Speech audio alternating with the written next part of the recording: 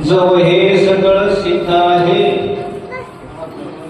हात चालावया पाय, तव तू आपले स्वहित पाहे, तीर्थयात्रे जाय चुकू नको. जव काळ असे दुरी ठेला, तव तो हरिगुण गाय ऐक वहिला. मने भाव धरुनिया भला, नवंचे त्याला चुकू नको. जोडिले धन न घाली माती, ब्रह्मवृंदे पूजनयती. सत्य आचरण तया होती,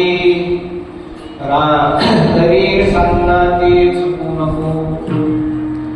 तशा यवन बाणली अंगी,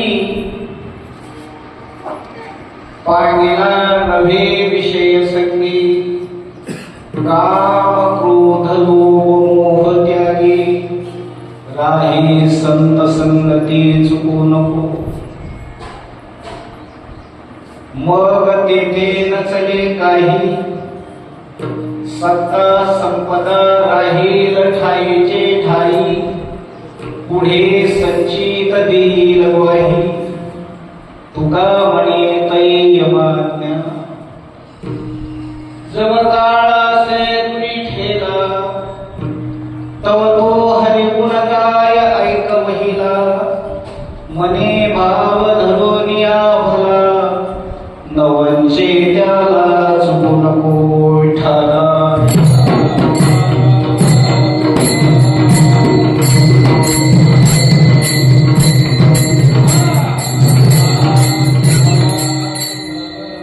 जव हे सगळं सिद्ध आहे, हात चालावया पाहे, तव तू आपले स्वहित पाहे, तीर्थयात्रे जाय चुकू नको. पांडुरंगा करू प्रथम नमन, दुसरे चरण संतांची. त्यांच्या प्रभादाने कथेचा विस्तारू, बाबाजी सद्गुरू जयांची केलिया स्मरण. होय सकळ विद्येचे अधिकरण, ते जीवगुरु श्री चरण श्री गुरूंचे ते नमस्कार. ओम नमो ज्ञानेश्वर, करुणा करा दयाळा. तुमचा अनुग्रह धरू, पावन झालो चराचरी. शरण शरण हे हनुमंता, तुम्हा आलो रामदूता. काय भक्तीच्या त्या वाटा, मदनावा त्या सुभटा. शरण शरण एक नाथा, पायी माथा ठेवला. नका पाहू गणदोष, झालो दास पायाचा. तुकाराम तुकाराम,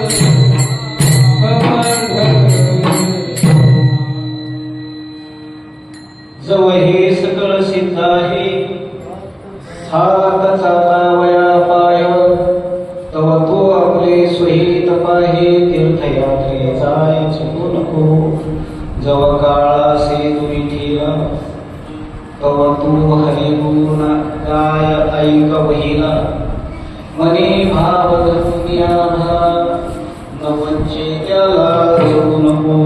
प्रस्तुत प्राप्त प्रसंग सेवेसाठी घेतलेला अभंग देहूचे सुप्रसिद्ध साधू जगद्गुरु तुकोबाराय यांचा नाट या प्रकरणातील 5 चरणाचा असा उत्कृष्ट अभंग आहे. या अभंगाच्या माध्यमातून जगद्गुरु तुकोबाराय तुम्हा आम्हाला मानवी जीवांना जे जे मानव आहे ज्यांचं शरीर चांगलं आहे ज्यांच्याकडे पैसाही आहे सर्व गोष्टीने विपुल आहे अशा माणसाला तुकोबाराय म्हणतात जवळ हे जोपर्यंत पैसा आहे जवळ हे जोपर्यंत शरीर चांगलं आहे जवळ हे जोपर्यंत फिरता हिंडता येतं मुलं ताब्यात आहे तोपर्यंत जवळ हे सगळं सिद्ध आहे जोपर्यंत आपल्या हातात आहे. नाही तर कधी कधी शरीर चांगलं असतं पण मुलाच्या ताब्यात गेल्याच्या नंतरही जाता येत नाही. आणि म्हणून जोपर्यंत आपल्याच हातात आहे आपल्या हातात आहे तोपर्यंत जवळ हे सगळं सिद्ध आहे. हा चालावया पाय तुकोबाराय म्हणतात हा चालण्यासाठी आहे का नाही तरी देखील अगोदर शब्द महाराजांनी वापरला हात चालावया.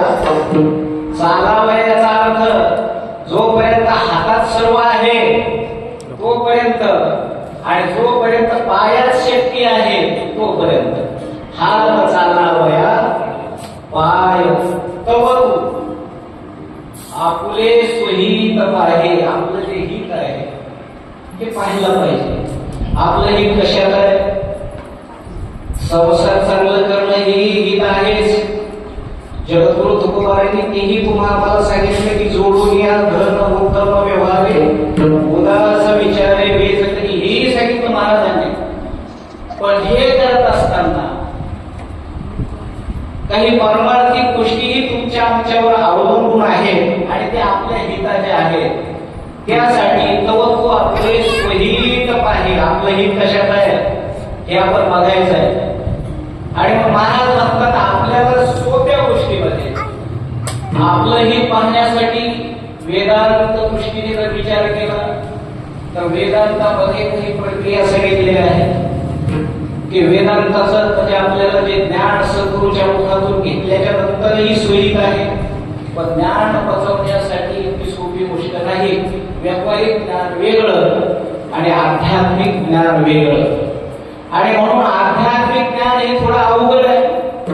मग तुम्हाला सहज करता येईल कोणतं शरीर चांगलं आहे मग खांद्यावरती झेंडा घेऊन पंढरपूरची वारी करता येईल की नाही 4 धाम करता येतील की नाही पायी नाही पायी हा विषय आता कधीच निघून गेला.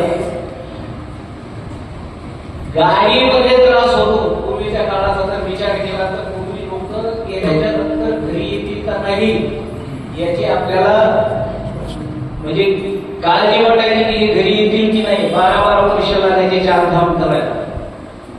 पण आता 4 धाम करण्यासाठी किती दिवस लागतात फक्त 2 महिने. 2 महिने किंवा 2 महिने 70 दिवस 75 दिवस एवढ्यामध्ये आपल्याला 4 धाम करता येतात. पण ह्या गाडीमध्ये बसून देखील 4 धाम करत असताना त्रास होतो. कोणतीच गोष्ट मनाप्रमाणे होत नाही. गाडीत असताना देखील पैसे दिल्याच्या नंतर देखील इतकं सोपं नाही.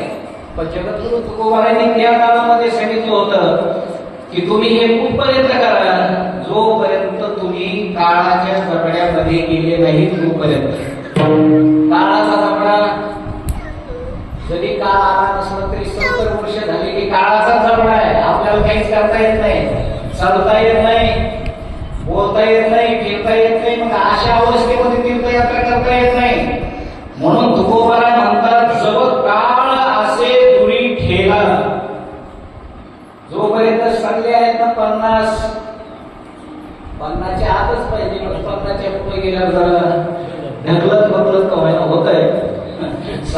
65 पर्यंत. पण 70च्या पुढे गेलं की माणसाला काहीच नाही. आता आमच्या बरोबर काही 70चे लोक येतात बरं का तिथं. 70चे लोक आले की ते गाडीतच बसतात. इथं काय हनुमान झाला आहे का बरोबर गाडीतूनच हनुमान झाडाला वर हात जोडतात का पाय चलत नाही चालता येत नाही. मग इतक्या उंच कसं जायचं. म्हणून जोपर्यंत शरीर चांगलं आहे तोपर्यंत जवळ काळ असेल तुरी ठेला तव तू हरिगुण गाय ऐक वहिला. तू भगवंताचं चिंतन कर, भगवंताचं नामस्मरण कर, मनामध्ये भाव ठेव, त्याला विसरू नको. हे तुकोबारायला सांगायचं. या अभंगामध्ये 4 वेळेला तुकोबाराय म्हणतात हे करायला विसरू नको, हे करायला विसरू नको, संत संगती करायला विसरू नको. सगळ्या गोष्टी 4 वेळेला सांगतात. तुकोबाराय म्हणतात तुमच्याकडे धन आहे पण ते धन मातीमध्ये घालू नका. धन आहे ना, तुमचं नशीब चांगलं आहे, तुमच्याकडे पैसा आहे, धन आहे, पण तो पैसा धाब्यावरती घालू नका. जोडीले धन न झाली माती. व्यसनामध्ये घालू नका, भांडणामध्ये घालू नका, वाईट कामामध्ये घालू नका. जोडीले धन न झाली माती.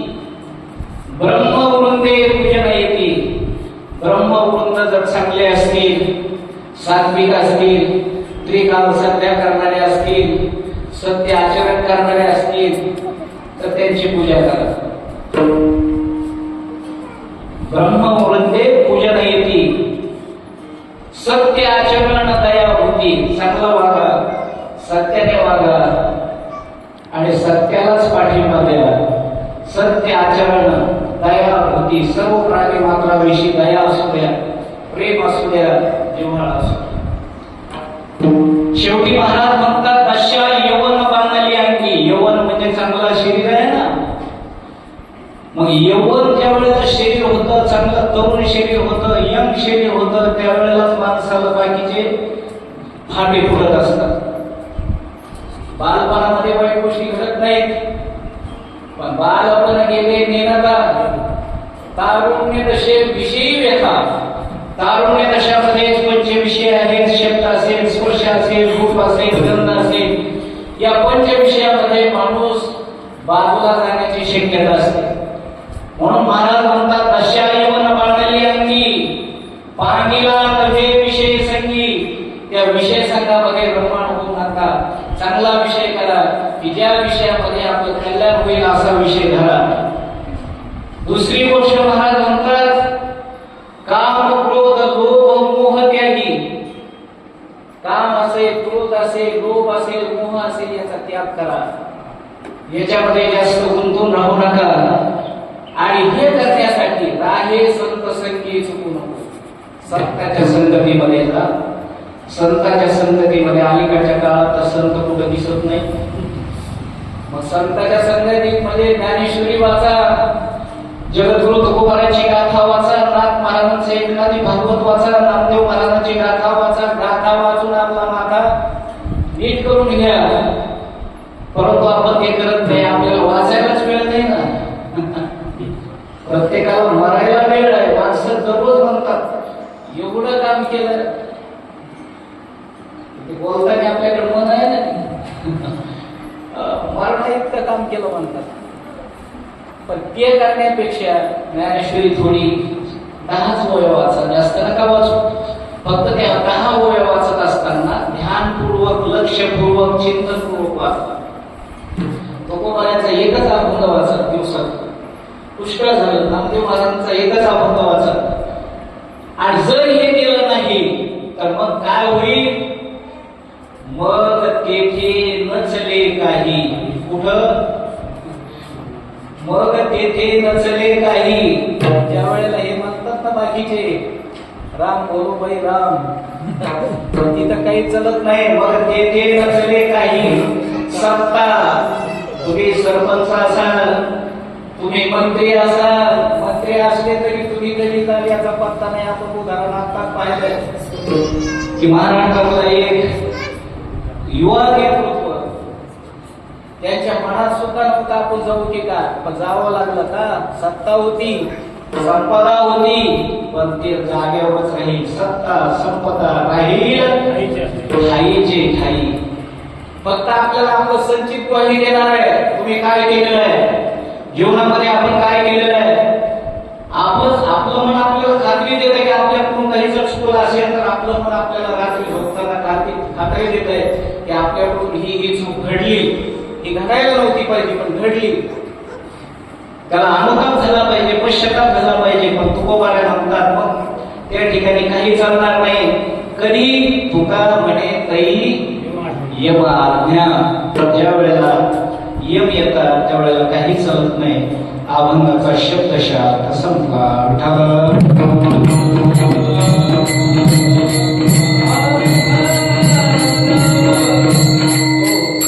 अभंगाचं काही चिंतन करण्यापूर्वी थोडा परिहार द्यायचा तो म्हणजे असा. आजचं कीर्तन काय निमित्त आहे सर्वांना आपल्याला माहिती आहे की आजचं जे कीर्तन आहे ते आपल्याच गावातील श्रीमती हरिभाऊ वालेकर, सुमनबाई हरिभाऊ वालेकर यांनी जीवनामध्ये कष्टामधून थोडा थोडा संच करून तिळ तिळ पुण्य साच्याकडे तसं थोडं थोडं करून मुलाने देखील त्यांच्या पाठीमागे उभं राहून, तीनही मुलं चांगली असल्यामुळं मुलाने देखील किंवा आता तुम्ही यात्रा करता तर करा. आणि म्हणून त्यांनी त्यांच्या जीवनामध्ये 4 धाम पूर्ण केले. यात्रा करून बरेच दिवस झाले असतील, मला वाटतं 4-5 वर्ष तरी झाले असतील. 4-5 वर्ष झाले. परंतु आता माऊंद करायचं आहे. यात्रा करणं सोपी आहे पण माऊंद करणं अवघड आहे. आता आपण करत नाही म्हणून त्या सोडून आता ही ठरली केलेली आहे. 2 धाम केले, अक्का बरोबरच होते. परंतु माऊंद करायला कुठं, कारण माऊंद करायचं म्हटलं की पैसा लागतो. आता ही माऊंद बघा तुम्ही आज किमान 50,000ला एक पैसाही कमी पडणार नाही. किमान जास्त होतील पण किमान 50,000 हलक्या हाताने लागले. परंतु भगवंतांनी ज्या वेळेला नामदेव महाराजांनी, भगवान ज्ञानेश्वर महाराजांनी तीर्थयात्रा केली आणि तीर्थयात्रा करून आल्याच्या नंतर भगवान म्हणतात, नामदेवा तू खूप चांगलं काम केलं की तुला शरीर भेटलं आणि या शरीरामध्ये तू माझं चिंतन तर केलं पण पूर्ण भारतभर यात्रा या ठिकाणी करून आलास. म्हणून ही यात्रा जर सफल व्हायची असेल, तीर्थयात्रा सफल व्हावया संपूर्ण, करिका उद्यापन विधियुक्त. उद्यापन म्हणजे माऊंद, आपण त्याला माऊंद, त्याला गंगा पूजन देखील म्हणतात. या ठिकाणी आपण अनेक तीर्थाचं पाणी आणलेलं असतं. किती तीर्थाचं सप्त समुद्र आहेत, नद्या किती आहेत, अनेक पवित्र असणाऱ्या नद्या, त्यांचं पाणी आणलेलं असतं. त्या ठिकाणी सप्तमोक्षपुऱ्याचं दर्शन, 4 धामचं दर्शन, ह्या सर्व गोष्टी आपण करत करत आलो. मग ते घरामध्ये ते पाणी असतं पण घरात पावित्र्य राहत नाही. कारण घरामध्ये जे मानणारे आहेत ते, जे मानत नाही त्यांचा विषय बाजूला आहे. पण घरामध्ये विटाळ हा असतोच.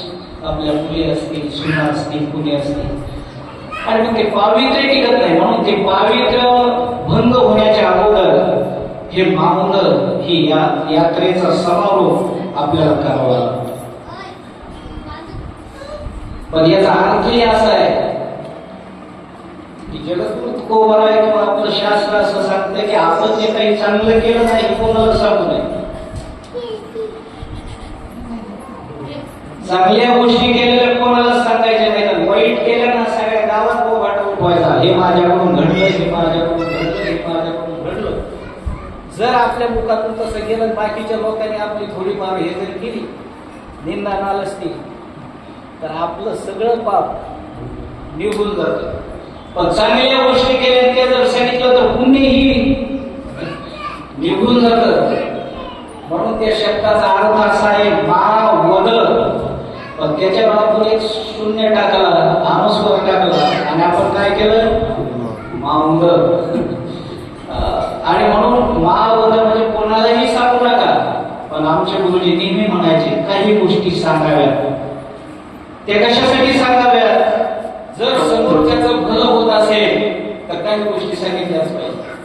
तीर्थयात्रा करून आलो आणि मग तीर्थयात्रा केल्याच्या नंतर ज्या वेळेला काही आपल्याला पाहुणे भेटतात, काही गावातले मंडळी भेटतात, काही कोणी कामाला जातात की हे मी तीर्थयात्रा केली, मी या ठिकाणी घरून निघाले, गणपती बाप्पाचं राजूला दर्शन केलं, तिथून निघाले मी आदिशक्ती मुक्ताबाईचं दर्शन केलं, तिथून आम्ही जी पवित्र असणारी जी गंगा आहे तिला आपण नदी बी म्हणतो, परंतु नर्मदा नदी तिच्यामध्ये स्नान केलं, ओंकारेश्वरचं दर्शन केलं, मंगलेश्वराचं दर्शन केलं, नंतर महाकालेश्वराचं दर्शन केलं, सत्यामुसयाचं दर्शन केलं, मुक्त गोदावरीचं दर्शन केलं, जिथं भगवंताने पिंडदान केलं तिथं दर्शन. हे आपण लोकांना सांगतो आणि सांगितल्याच्या नंतर समोरच्याच्या मनात येतं की आपण जर केलं असतं तर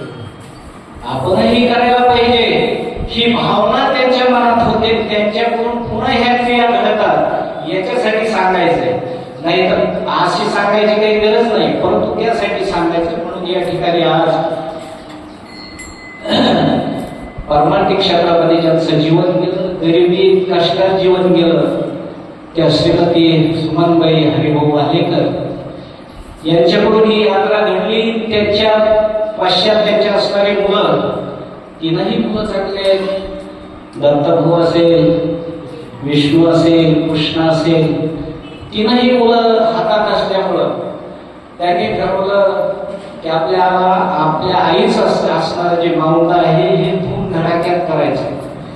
आणि म्हणून धोंड्याच्या महिन्यामध्येच, अधिक महिन्यामध्ये त्यांची इच्छा होती की आपल्याला अनेक पात्र उठवायचे. अधिक महिना आहे आणि अधिकात केलं तर अधिक उद्या होईल, पण त्याच्यात मुहूर्तच नाही. आणि म्हणून ते माऊंट अधिकामधलं आता ज्येष्ठ महिन्यामध्ये आलं आणि ज्येष्ठ महिन्यामध्ये असं असणारं माऊंट त्यांच्याकडून होत आहे. त्या निमित्ताने आजचं कीर्तन आहे. कीर्तनासाठी जो आपण आनंद घेतलेला आहे हा जगद्गुरु तुकोबारायचा आहे. 10:30 वाजायला लागले का घड्याळ वाजले?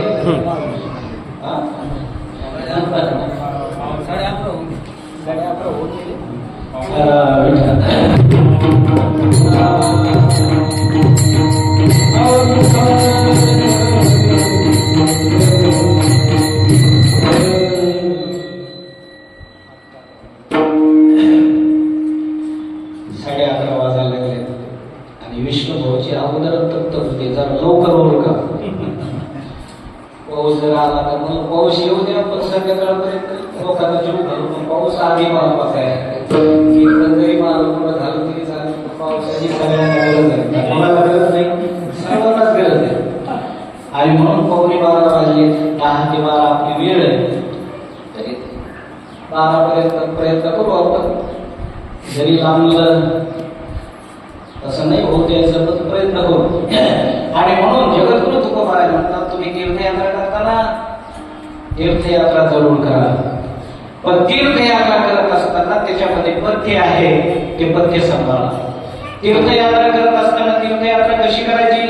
हरिपणामध्ये भगवान ज्ञानेश्वर महाराज म्हणतात, तुम्ही त्रिवेणी संगमावर जाणार, पण जर तुमचं चित्त ठिकाणावर नसेल, तुमचं चित्त जर नामस्मरणामध्ये जर नसेल तर तुमची यात्रा सफल होईल.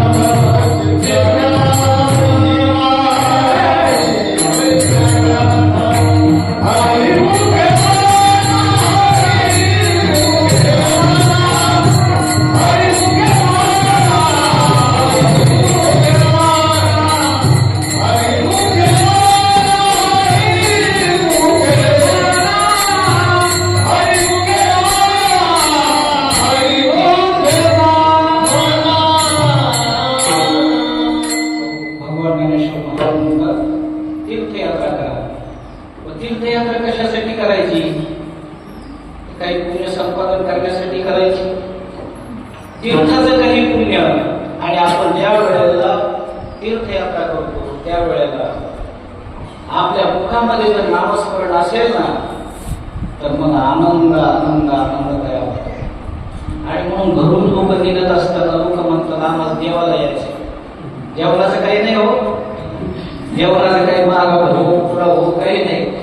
पण ज्या वेळेला वाटायला लागतात आणि 1-2 दिवस झाले ते देव जातो बाजूला आणि इकडेच लक्ष लागतं प्रत्येक माणसाचं की भोजनाला कधी वेळ आहे. पण आपण पूर्वीची तीर्थयात्रा कधी जेवण भेटायचं कधी नाही. ज्या वेळेला आपण पंढरपूरचं उदाहरण घ्या. आपल्या गावातून पहिली वारी गेली पंढरपूर. 7 लोक होते. भरदास महाराज फटाकडे, त्याच्यानंतर बाजीराव अण्णा माने, बापूराव संत, भोजनराव इंगळे, मुरलीधर क्षीरसागर, राऊत आपले भरदासराव राऊत आणि कमल शेटराज. हे 7 लोक गेले. 7 लोकांनी इतकं वजन होतं ना कशाचं वाटाने काही भेटत नाही. नवीन दिंडी जर निघाली तर कोणी जेव घालतंय ना घालतंय. आणि म्हणून वाटाने सहसा आपल्या पदार्थ जर खाल्लं ना तर अधिक पुण्य आहे. आणि जर आपल्याला दुसऱ्या लोकांनी जेव घातला अर्ध गेलं आपलं काही नाही राहिलं. सकाळपासून शहागडपर्यंत गेलो, शहागडपर्यंत आपण भजन करत गेलो, तिथे एखाद्याने जेव घातलं संपला आपला विषय. आणि म्हणून पूर्वीचे लोक जे होते ते जगद्गुरु तुकोबाराय ज्या वेळेला पंढरपूरची वारी करायचे त्यावेळेला घरून 7 दिवस लागायचे. 7 दिवसाच्या इकडून जायच्या दसम्या शिकून यायच्या दसम्या. जुन्या काळामध्ये दुधात करायचे ते दसमे घेऊन जायचे. कोणाचं खात नव्हते. मंदिरामध्ये राहायचे. कुठंतरी एखादी नदी असायची, पूर्वीच्या नद्या वाहायच्या, त्या नदीचं पाणी प्यायचे आणि मग ती वारी सफल व्हायची. आता अलीकडच्या काळामध्ये आपण निघतो आधीच आपण ठेपे ठापे लावून ठेवतो. आमची दिंडी यायची बघ पाहुणे रावळे मित्र असं परिवार. पण जगद्गुरु तुकोबाराय म्हणतात किंवा भगवान ज्ञानेश्वर महाराज म्हणतात तीर्थयात्रा करताना तीर्थयात्रेमध्ये जेवणापेक्षा भाषणामध्ये लक्ष ठेवा. तीर्थयात्रे सुखे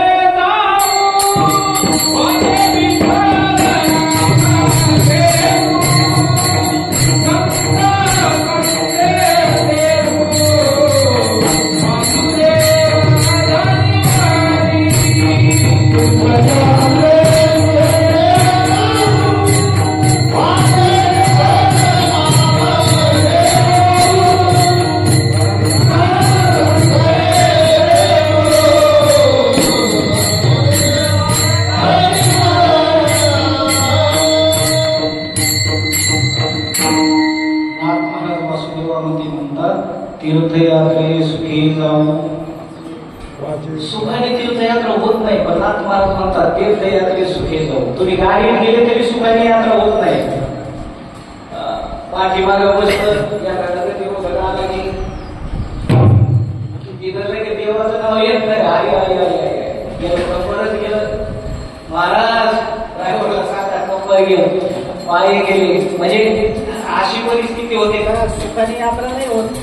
गाडीवर जरी गेले. आता पूर्वीच्या गाड्या बसायच्या होत्या, आता गाड्या झोपायच्या आल्या. झोपायच्या गाड्या 2 फरक आहेत. ते खालून जर ते हे असलं तर ती गाडी आदळत नाही, ती नुसती अशी करते म्हणजे झोका घेतला.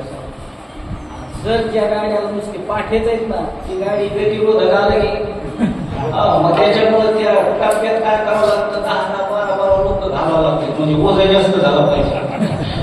इथं नाही अचानक लोक वाढले काही झाले तर त्याच्यात बसला मग ते उचलत नाही. त्याच्या पाठीमागे किराणा असतो, एखादा टन ते असतात आणि हे माणसं मिळून 1-2 टन वजन होतं मग आधारात नाही. परंतु यात्रा सुखासुखी होत नाही. पण नाथ महाराज म्हणतात तीर्थयात्रे सुखे जाऊ.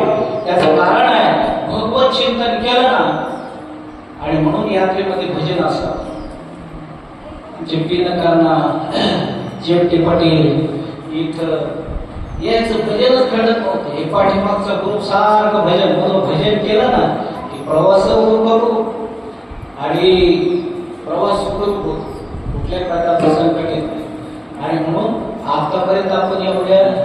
1300 लोकांची यात्रा झाली. मी काल पोहे पाहिले.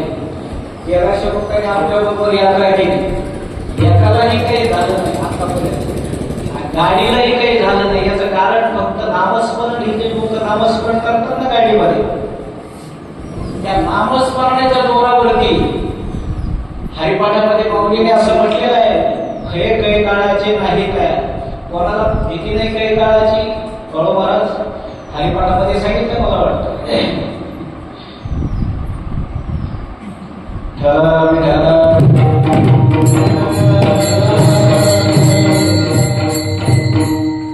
तिसऱ्या चरणामध्ये सांगितलेलं आहे. म्हणजे तिसरं चरण कोणतं?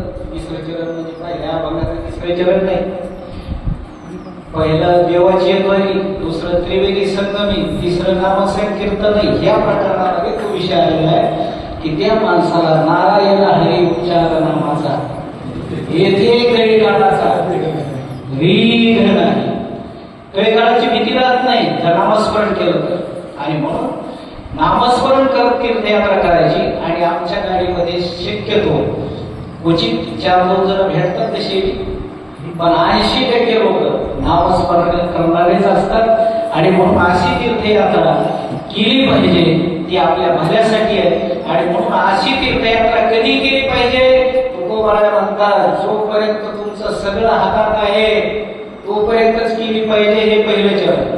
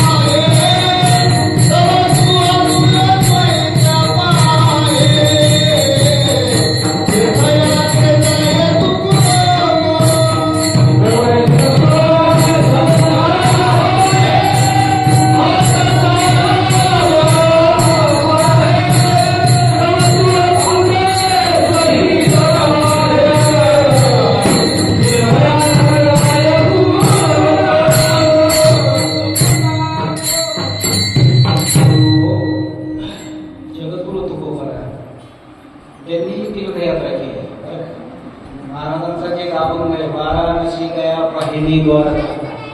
तुकोबाराय वारीला गेले, तीर्थयात्रेला गेले. भगवान ज्ञानेश्वर महाराज तीर्थयात्रेला गेले, नामदेव महाराज गेले, आदी करून अनेक संतांनी तीर्थयात्रा केली.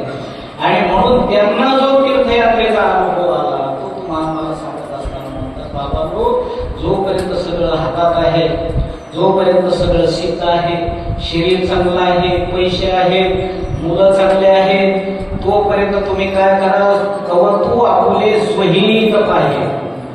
स्वहित माणसाचं हित फक्त तिघांनाच कळतं. आपली आई, एक श्रोती माता आणि एक संत, तिघांनाच हित कळतं. तुमचं आमचं हित तिघांना कळतं. आपली आई आपलं हित पाहते, पण ती बेभानी पाहते.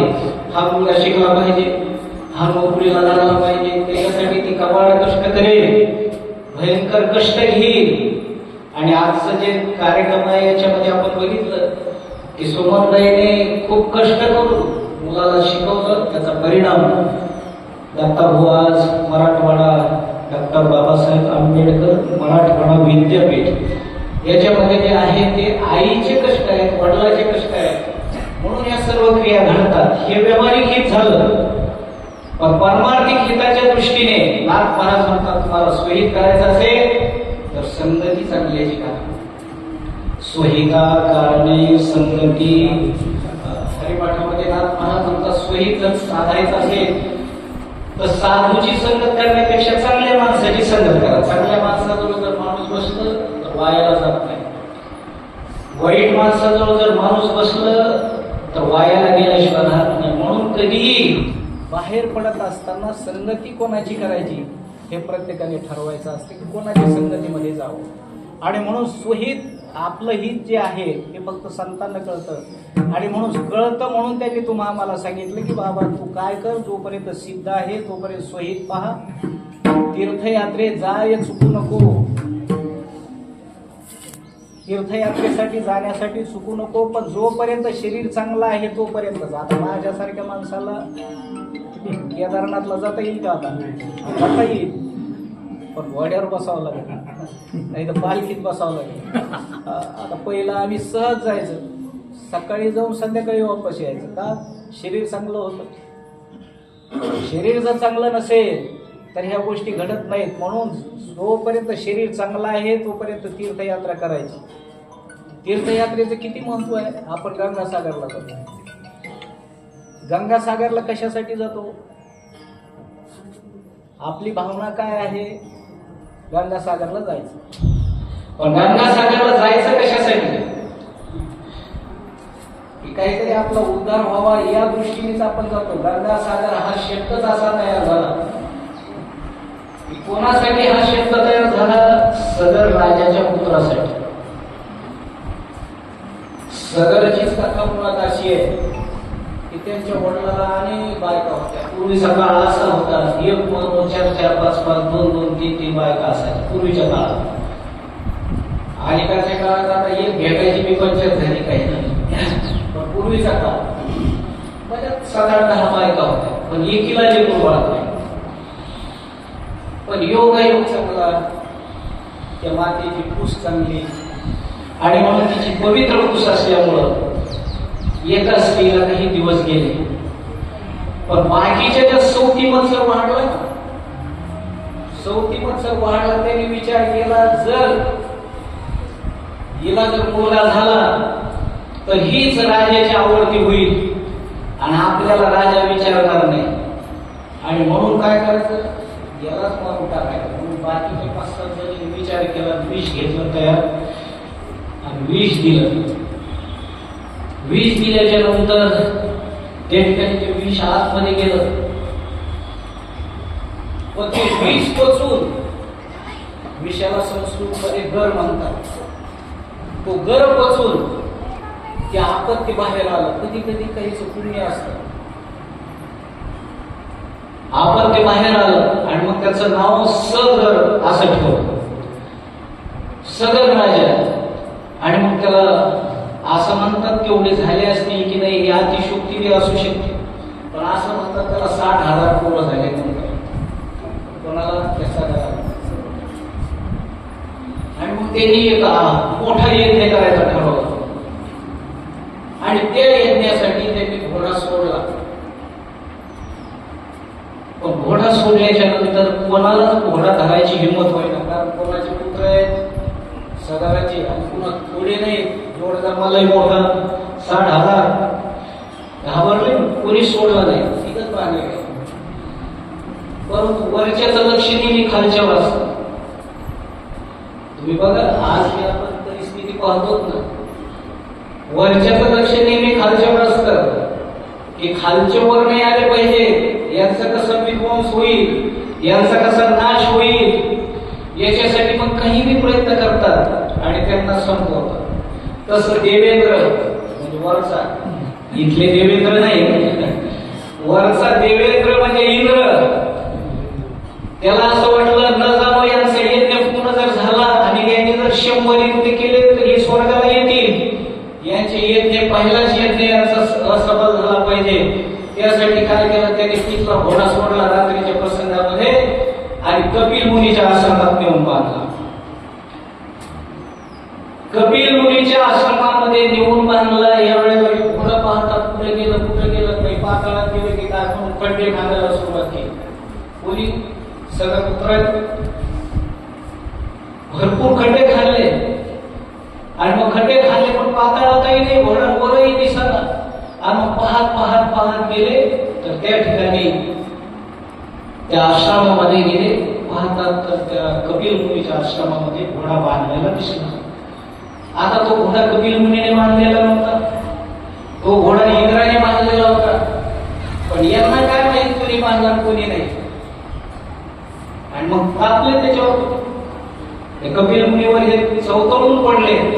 ते तपश्चर्याला बसलेले होते आणि मग त्यांची असणारी साधना, त्यांची असणारी समाधी भंग झाली आणि भंग झाली. त्यांची दृष्टी यांच्यावर गेली. वास्तविक त्यांची दृष्टी गेली पण यांचंच कर्म चुकलं. साधूला तसं बोलायला नाही पाहिजे, हे कर्म यांचं चुकलं. म्हणून आपण म्हणतो कपिल मुनीच्या नजरेमुळे हे 60,000 भस्म झाले. 60,000 भस्म झाले पण कपिल मुनीच्या नजरेमुळे नाही, यांचं कर्म आडवा आलं. हे भगवान ज्ञानेश्वर महाराजांनी एके ठिकाणी सांगितलेले आहे. कर्मे निर्मुष झाले सगळ, यांचंच कर्म आडवा आलं. हेच तिथं नाना प्रकारचे बोलले आणि म्हणून त्यांची सहदृष्टी गेली. हे भस्म झाले. मग भस्म झाल्याच्या नंतर आपले मुलं येणार, आपले मुलं येणार, आपले मुलं येणार म्हणून सगळं राज्य विचार करायला लागला. सगळे मुलं गेले पण एकच मुलगा तिथं राहिला. त्याचं नाव होतं असमंजस. असमंजस राहिलेला होता. त्याला म्हटले पण तो असमंजस असा होता त्याचं संसारात मन लागत नव्हतं. तो काय करायचा, गावातले पोरं घ्यायचा, तिकडे विहिरीत न्यायचा, विहिरीत बुडून मारायचा. अनेक मुलं मारले. गावातले लोक त्रस्त झाले. म्हटले राजे साहेब तुमचा एक मुलगा आहे, बाकीचे गेले त्यांचा पत्ता नाही. पण हा जो मुलगा आहे हा मुलगा आमच्या अनेकांचे आता वंशबद्ध झाले. म्हटले आमचे अनेक मुलं मारले. राजाला राग आला. पूर्वीच्या काळात राजे खरं असलं की ती समोरचे सुद्धा बाजू घ्यायचे. पूर्वीचे बरं का, अलीकडच्या काळातले नाही. पूर्वीच्या काळामध्ये खरं असतं की समोरच्याची देखील बाजू घ्यायची. आणि म्हणून समोरच्याची बाजू घेत असल्यामुळं राजाने त्या मुलाचा त्याग केला. पण योग असा त्याला वनामध्ये सोडलं. जे मुलं मारले होते ते सगळे त्याच्या घरी आहे. महाराजांच्या भागवतामध्ये हा विषय आलेला. सगळे मुलं घरी आले आणि सगळे मुलं सांगू लागले काय असमंजस, इतका सुंदर मुलगा, त्याने आम्हाला असं केलं तसं केलं, गाईचं दूध पाजलं, बासुंदी चारली. हे ना लोक म्हटले आम्ही तर याच्या तक्रारी करून याला राज्याच्या बाहेर काढले. आणि मुलं गेलेले परत आले. म्हणून राजाला म्हटले राजेसाहेब आमचं चुकलं, असमंजस का आणा. तितक्यात नारद वर्षी आले. म्हटले हा मुलगा आता येणार नाही. हा मुलगा मागच्या जन्मात फार मोठा योगी होता आणि म्हणून त्याचं संसारात मन लागत नव्हतं. घरातून हाकलून द्यावं यासाठी त्याने काय केलं म्हणजे हे ठिकाणा केला होता. याचे मुलं मार, त्याचे मुलं मार, म्हणून आता त्याला काही घेऊ नका. मग त्याच्यापासून जो मुलगा झालेला होता त्याचं नाव म्हणजे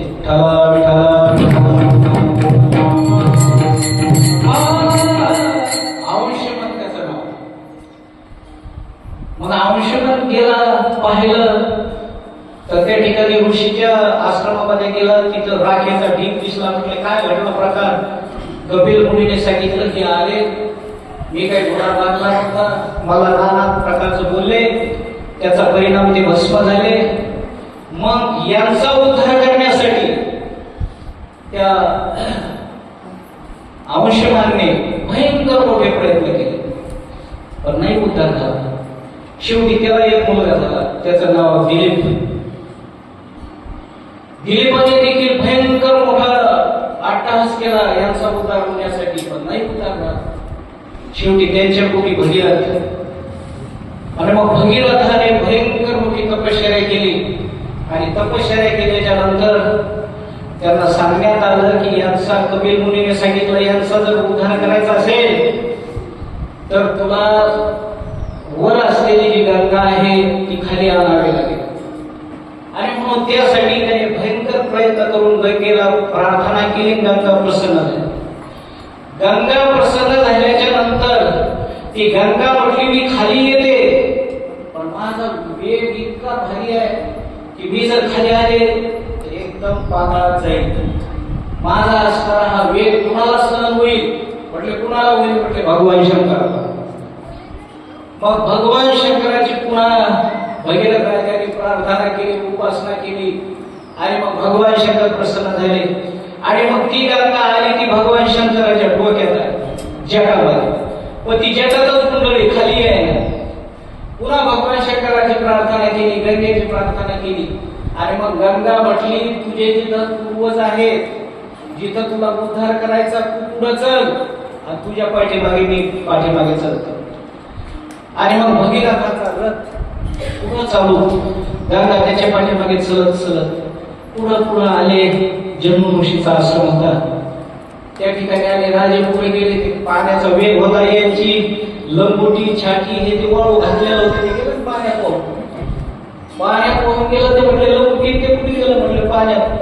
तसं त्यांनी काय केलं? गंगा तशीच घेतली ना आपल्या मुखात टाकली आणि तशीच पोटामध्ये ती गंगा राहिली. ही पाठीमागून आले. पाहतात तर गंगा कुठपर्यंत आहे? पाहतात तर जन्म मुनीच्या ऋषीच्या तोंडामध्ये गंगा गेलेली पण पुढं काही दिसना. पुन्हा त्यांची प्रार्थना केली, त्यांची तपश्चर्या केली आणि सांगितलं म्हटले महाराज आमच्या असणाऱ्या पूर्वजांचा उद्धार करण्यासाठी मी 8 तास भयंकर प्रयत्न केले पण तुम्ही आता मुखामध्ये घातली, हिला बाहेर काढा. तेव्हा जन्ममुनीने विचार केला तोंडातून काढावं तर होईल, उलटी होईल. खाली मूत्रपिंडातून काढावी तर ते मूत्र होईल. मग त्यांनी काय केलं? अशी मांडी फाडली आणि मांडीमधून गंगा बाहेर काढली. मग ती गंगा धो धो धो धो धो करत ज्या ठिकाणी कपिल मुनीचा आश्रम होता त्या आश्रमामध्ये गेली. त्या पूर्वजांचा त्या सगळ्या पुत्राचा उद्धार केला आणि तिथं जी मिळाली त्या सागराला, म्हणून त्या सागराला काय म्हणतात? गंगा सागर. इकडं सागर आहे आणि इकडे सगळ्या पुत्राचा उद्धार झाला, गंगा सागर. आणि म्हणून अशा पवित्र याच्यामध्ये आपण स्नान का करतो? त्याचं एकमेव कारण की त्यांचा जसा उद्धार व्हावा तसा आमचाही उद्धार व्हावा या दृष्टीने तीर्थयात्रा असते. आणि म्हणून अशी तीर्थयात्रा प्रत्येक माणसाने केली पाहिजे. जर नाही केली तर काय होईल? दुसरं जग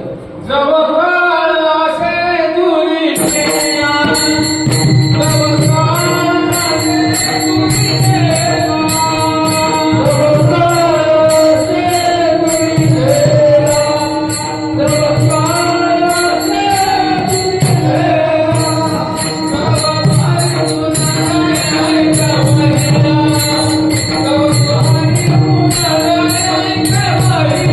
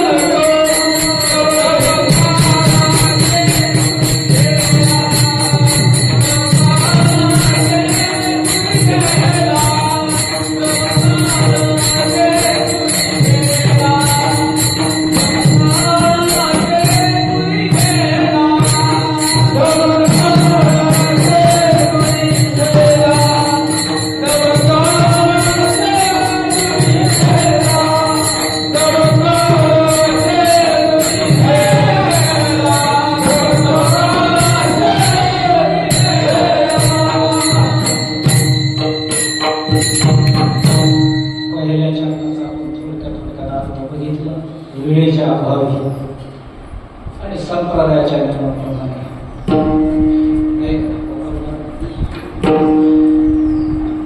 वेळ बी आहे आणि आपला संप्रदायाचा नियम आहे की तीर्थयात्रेला कशासाठी जायचं? नामस्मरण करण्यासाठी. मग नामस्मरण जर केलं तर काय होतं? जसं पहिल्या वर्णामध्ये माऊलीने जसं म्हटलं की चित्त जर जाग्यावर नसलं तर तीर्थयात्रा पूर्ण होत नाही, आणि चित्त जर जाग्यावर असलं तर तीर्थयात्रा पूर्ण होते. ही हरिपाठामध्ये सांगितलं बरं का? नाही हरिपाठ पाठायला सगळ्याच्या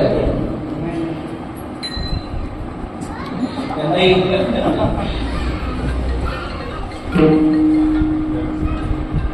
तया लाधले वैकुंठ जोडले सगळही घडले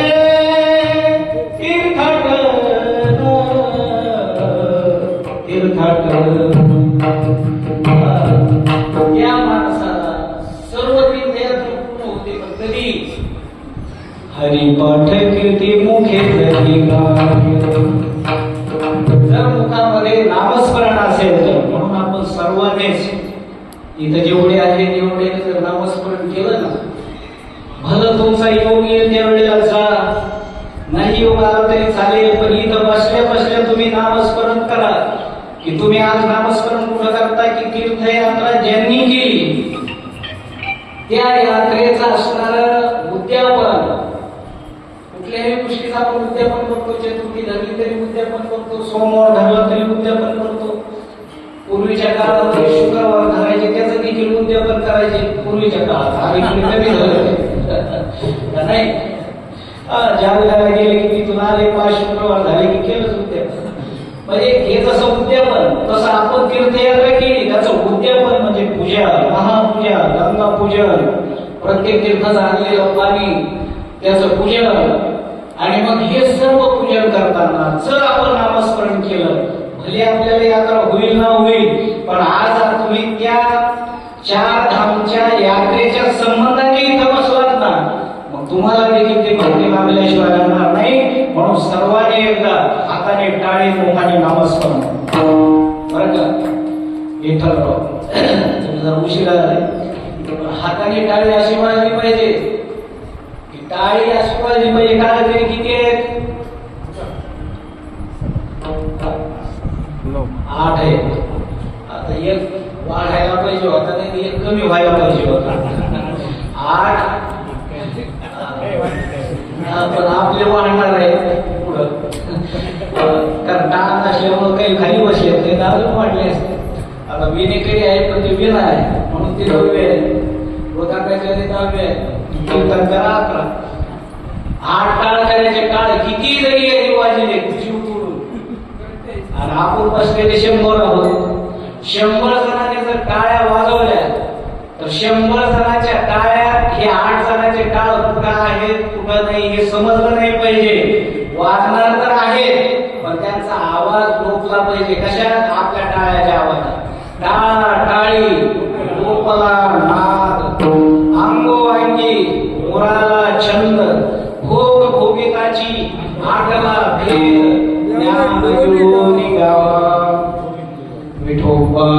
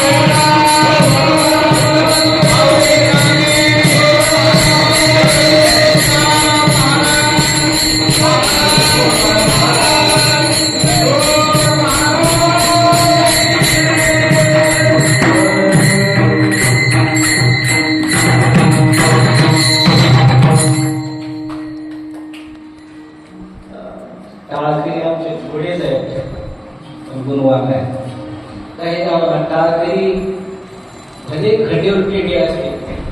चाल मला म्हणले की नाही ते तुम्ही बनवायचं, आमचं काही काम नाही. पण आपल्या गावात एक परिसरामध्ये एक वैभव आहे की मृदंगाच्या वेळी किती असे आता चांगले झाले. गोपाल महाराज असतील, संभाजी महाराज असतील, बाळू महाराज असतील, तीनही मृदंगाचार्य असे जबरदस्त झाले. आणि गायक देखील आपले आता विठ्ठल महाराज असतील, लक्ष्मण महाराज आहे, जयरामाया असतील, नाही गेले असतील. परंतु आमचे बाळकृष्ण महाराज आहेत, गोपाल महाराज आहेत, शिवाजी महाराज आहेत. गावातले काळ तरी शिवाजी महाराज तर आपले सर्वांगीण कीर्तनकार होऊ शकतात आजच्या घडीला. कारण एवढे ग्रंथ वाचन झालं ना. आणि कीर्तन करायचं म्हणजे पाहुणे या ग्रंथ करावे कीर्तन. कीर्तन जर करायचं असले तर ग्रंथाचं वाचन झालं पाहिजे, ग्रंथाचा अध्ययन झाला पाहिजे, पठण झालं पाहिजे, पाठांतर झालं पाहिजे. आज शिवाच्या ज्ञानेश्वरी माझ्या अंदाजाने 80% पाठ आहे, 20% सोडून देऊ आपण. 80% किती पारायण झाले असतील? निदान 100च्या पुढे झाले असते नाही? शिवा महाराज 100च्या पुढे झाले असते. आणि ज्ञानेश्वरी जर तुम्ही 15-20 वेळेला वाचली ना की कान पाडवते. आणि म्हणून एवढा अभ्यास आहे, अभ्यास आहे. कीर्तन कोणाचं कसं चाललंय हे विचारायचं असलं तर शिवाजी महाराजाला विचारायचं. एवढे सत्य होते, पण कोणाचं कीर्तन कसं झालं, ज्याला खरं ऐकायचं त्यांनी त्यांच्याजवळ विचारायचं कोणाचं कीर्तन कसं काय झालं. मग ते सांगतात की कीर्तन जरा बरं वाटलं. तसं सगळंच कीर्तन चांगलं आहे. मग या आभागाला धरून होतं, हे नुसते उड्या मारत होते, म्हणजे असं होतं. आणि म्हणून सर्व टाळकरी आपल्या गावातले अभ्यास आहेत, पाहुणे देखील चांगले मुरलेले आहेत. पण ते माग सगळे करत त्यांना असं वाटलं गावकऱ्याला मान द्यायचा नाही, चांगले म्हणणारे आहेत. ते देखील चांगले म्हणणारे आहेत. स्पीकरची साथ आपल्या महादेव महाराज भाडंगे, मौली सोमशिष्टी यांची आहे. ऐकायला लोक बी देखील विठ्ठलला काही लोक जमतेत का नाही जमतेत. भरपूर पाहुणे आले, गावातले बी आमचा माता भगिनी वर्ग आहे, पुरुष वर्ग आहे. आणि म्हणून कीर्तन सत्यात इतके लोक जमा झालेत ना. सत्याला आपल्या इथे इतकेच असते, काही जास्त नाही. ऋषी महाराजांचा जर सत्ता सोडला एकाच्या सत्याला एवढीच असते आपल्याला, काही जास्त वाढत नाही. कारण वाढले तर त्यांना काही नुकसान होतं तर काय ते काही कळत नाही, पण वाढत नाही. आणि म्हणून थोडक्यात आपण चिंतन करण्याचा प्रयत्न केला. त्यांनी सांगितलं 12 वाजेपर्यंत कीर्तन करा. आता किती वाजले? 12 वाजले. महाराज म्हणतात जोपर्यंत काळाच्या तावडीत जात नाही, काळ कधी येईल हे सांगता येत नाही ना. काळाचं तुम्ही बघा, काळ कधी येईल सांगता येते का? क्षण भंगूर नाही भरोसा, वारे सावध थोडा माया आशा, काही न चले मग गळा पडेल फासा, पुढे हुशार थोर आहे पुरस्कार. कधी काळ येईल हे सांगता येत नाही, कधी आपण जाऊ हे सांगता येत नाही. माणसं म्हणतात आता होते, आता होते, पण आताच गेले. त्याचं कारण आपल्या हातात नाही. म्हणून त्याच्या तावडीत जाण्याच्या अगोदर महाराज म्हणतात तुम्ही तीर्थयात्रा करा. आणि म्हणून ज्यांच्या जीवनात घडले ते भाग्यवान आहे. काहीला पैसा नसतो म्हणून घडत नाही, पण त्यांच्यासाठी रेल्वेने सोय केली शासनाने. रेल्वेने स्वस्तामध्ये तीर्थयात्रा होते, पण लोक रेल्वेने नेत नाही. तर रेल्वेने नेले तरी एसटीच्या दामात घेऊन जातात. मग एसटीच्या दामात नेल्यावर रेल्वेत गेलं का एसटीत गेलं का काय फरक आहे? आणि म्हणून रेल्वेची यात्रा इथून जर तुम्ही काशीला गेले ना, 2,500 यात्रा होती काशी. रेल्वे जाणं येणं खाणं राहणं 2,500 होतं. पण माणसं 2,500 कुठं भागत आहे?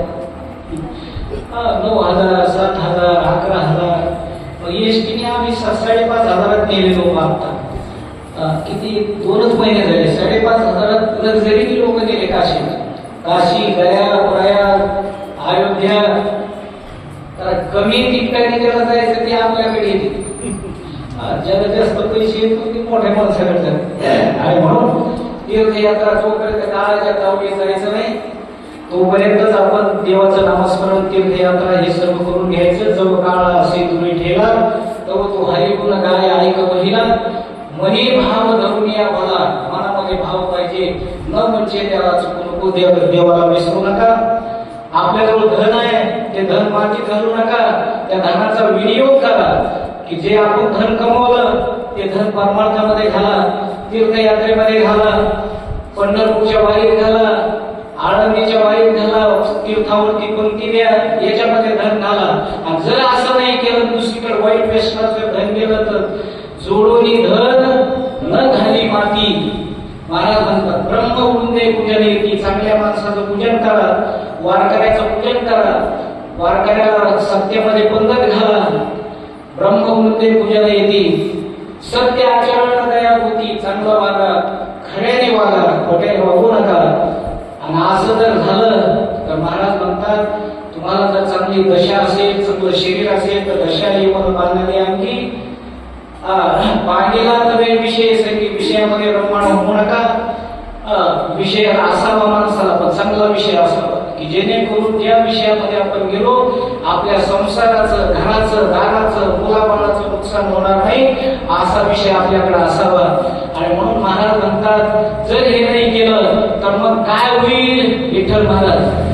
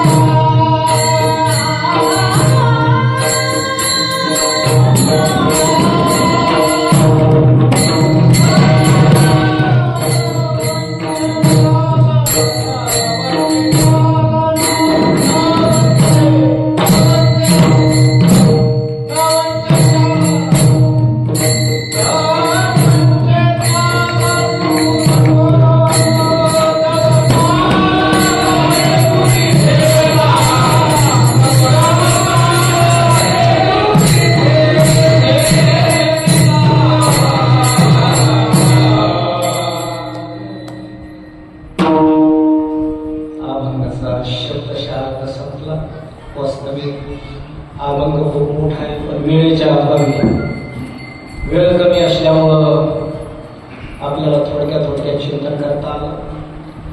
आणि म्हणून आज काय निमित्त आहे सर्वांना ज्ञात आहे की आपल्याच गावातील अतिशय हलाखीच्या जीवनातून आजचं जीवन चांगलं आहे, पण पूर्वीचा काळ खूप कष्टामध्ये गेला आणि कष्टामध्ये जाऊन त्यांच्या मुलाने की जा आमच्याच्याने होत नाही पण तुम्ही तरी तीर्थयात्रा करा म्हणून श्रीमती सुमनक्का यांच्या जीवनामध्ये ही यात्रा घडली. त्यांच्या निमित्ताने आज उद्यापन, त्यालाच गंगापूजन, त्यालाच आपण माऊंगा म्हणतो, या माऊंग्याच्या माध्यमातून आपण आज या ठिकाणी जी सेवा करत आहोत या सेवेमध्ये सर्वांची साथ आमच्या सोपान काकापासून तर आमच्या गोपाल महाराज गोडखे, विठ्ठल महाराज गोडखे पाहुणे आहेत, दत्ता भाऊचे मामा आहेत,